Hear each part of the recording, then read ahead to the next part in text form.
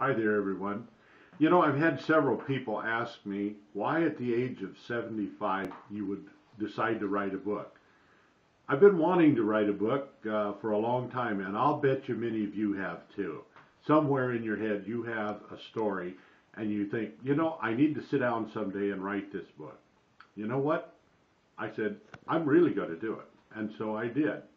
I had a little bit of advantage because as a high school English teacher, I taught creative writing, and I thought, maybe it's time I just kind of put my money where my mouth is. And so I tried to write about what I know about. That's what I taught. One of the things is that I know about was general aviation. I'm a private pilot, and I love airplanes, and especially World War II aircraft. So that's one thing I knew. And then I remember, too, when I was 12 years old, right at the end of World War II, I remember going to the Fox Theater in Billings, Montana. And here I see on Movietone News, here is General Eisenhower standing at some humongous pit somewhere in Europe.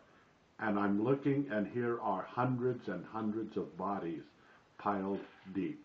That was the Holocaust. And that has been on my mind, and I've never forgotten that.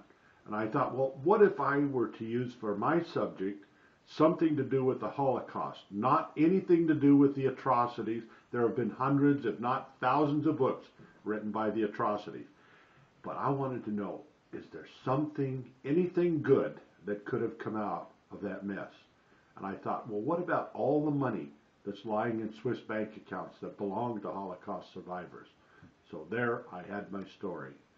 I like to incorporate the aviation experience I had, and then the Holocaust event, about the money and recovering the money. Who does it go to? How do we get it? And will the Swiss government let it go? And that was the basis of my story. And I started to work, and after about, I would say 9 months of actual writing, I had a story.